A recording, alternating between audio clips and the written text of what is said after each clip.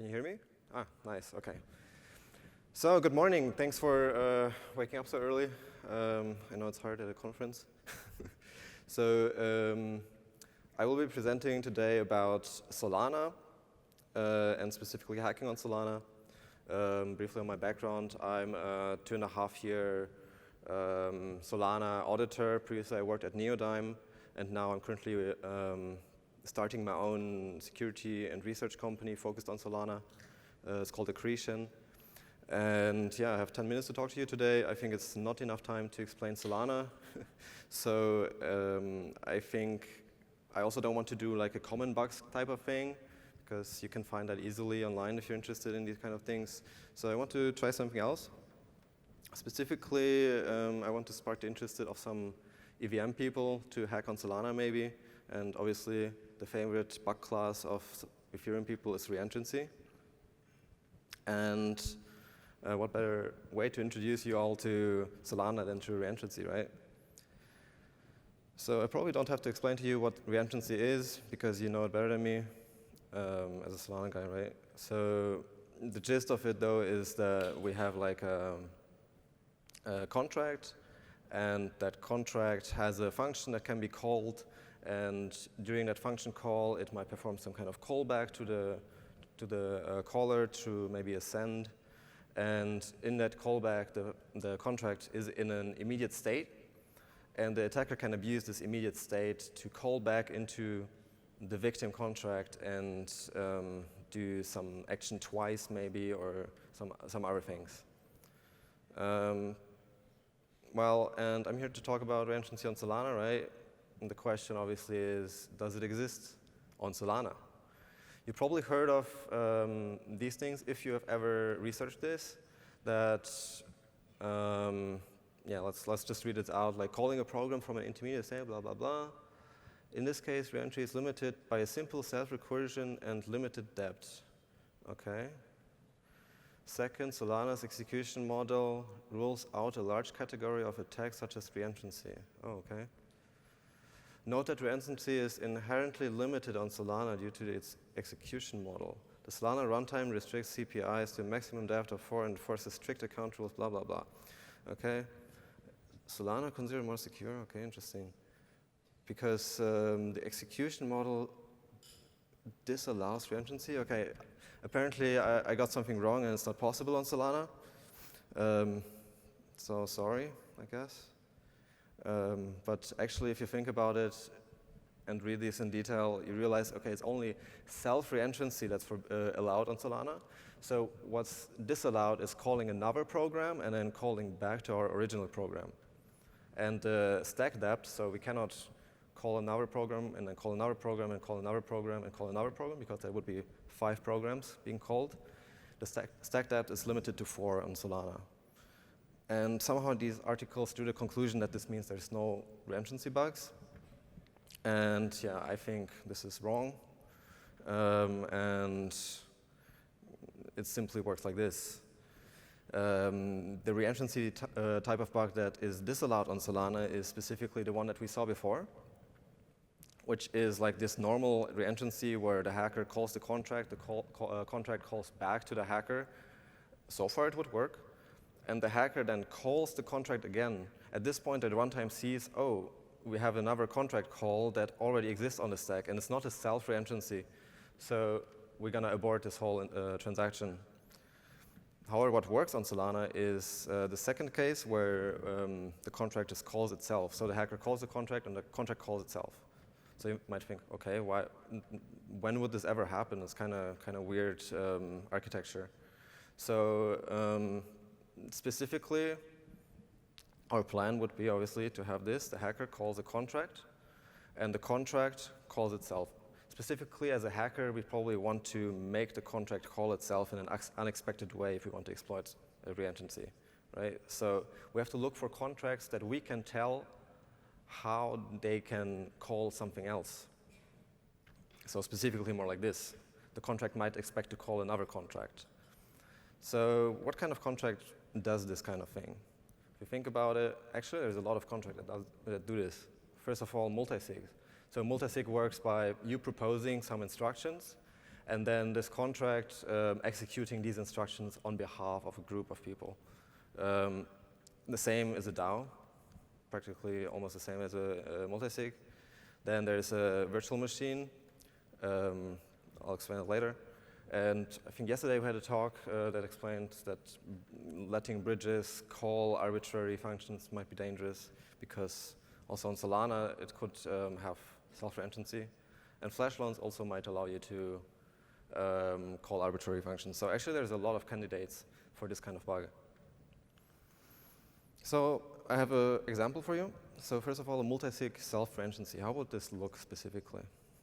So so multisig simplified has a couple of operations that you can do. You can propose a new instruction or proposal, and people can vote on it in the multisig, approve it, reject it, and maybe they can also revoke once they have approved a proposal and it hasn't been executed yet. They can revoke their approval. Maybe something changed in the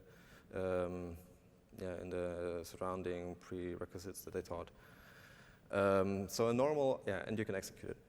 So in a normal operation, a multisig would someone be proposing an instruction, then everyone signs on it, and then the last person executes this instruction. Right? So far, so easy. And I've also drawn this up as a little flowchart. The proposal lifecycle specifically. So first of all, we have a new proposal that's being created.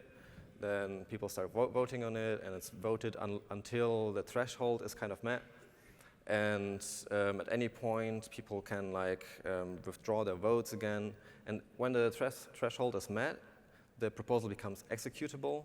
And once it's executable, it can only be canceled or executed. Right? Those are kind of all the state transitions here. And now let's inspect a vulnerable execution function. So this would be the execution of the proposal once it's approved. And this case would be a vulnerable implementation, for example. So we first check the proposal state. Is this proposal executable? Then we just execute all the instructions in this proposal by adding our multisig signature to the instruction and then executing it. And then lastly, we mark the proposal executed. Simple, right? And I think if you're an Ethereum researcher, you should have spotted already the mistake here that we are doing checks and then interactions and then effects kind of pattern. Obviously, we want to have our effects before the interactions. So it's a classic candidate for reentrancy. The exploit would look like this. First, we just propose two instructions. One is to transfer one sol. Second one is Bob, who's a multisig member, is going to revoke his vote. Only Bob will be able to execute this proposal. So this is kind of a weird case because the multisig will add its signature to these instructions, but Bob can also add his signature. So that's why the multisig can revoke Bob's vote. So let's think what happens. The proposal is in a state of being executable. That's our starting point here. Bob starts execution of the proposal. The proposal state is checked. It's executable, so the execution can proceed. Then one sol is transferred, and then Bob's vote is revoked. That's the second instruction of the multisig proposal. And the proposal changes because one vote has been revoked into the state of being cancelled. And then the execution ends, and suddenly the proposal changes into the state of being executed. So we have suddenly a weird state change that goes from executable, and during the executing node, we suddenly change into the cancel state. And then after the cancel state, we jump into the executed state. So we have invalid state transitions and kind of unexpected behavior. So that's the kind of bug here. Now you might think, okay, it's a weird bug. I don't know if this has any real impact. It depends a bit on the implementation details. If you implement it in a certain way where you don't, you do effects first and the interactions later, but you don't write your effects to chain, which often happens on Solana if you're an experienced developer, then you might end up with the proposal being canceled at the end, even though it has been executed. So that would be obvious bug. Another issue would be that events would be emitted for cancellation and for execution. So it might confuse your front ends. So worst case, your front end shows this proposal as cancelled even though it's executed. And yeah, if there was no cancel state but a voting state that we're going back to when we revoke a vote, we might even be able to execute the same proposal multiple times. So yeah, the counter argument for this one is obviously that everyone sees what they're voting on, so it's kind of a weird bug. We classified this as low when we reported this, but it's still a very interesting kind of bug pattern. I have little time, so I'll go through this quickly. There was a second example with a critical impact. There's an EVM on Solana, which simply means a EVM fully implemented as Solana instructions running the EVM. So Ethereum contracts, Ethereum accounts, and so on are encoded as Solana accounts, and they can mostly interact with each other, with other Ethereum accounts on Solana. It's not the Ethereum chain, it's like a different chain that's like Ethereum, but running on top of Solana. So it kind of looks like this. These EVM contracts interact with each other mostly, but they added a new precompile contract, yeah, which allows these Ethereum VM contracts to call Solana. So to call to the outside world of this virtual machine. It's like you run a VM on your computer, which like has a Windows machine, and this Windows machine can just call your Mac to the outside. And in this, we had like a reentrancy bug where these EVM contracts wouldn't just call any contract on the whole Solana blockchain. They would call this specific EVM contract that's implementing this EVM and re-enter into a different contract.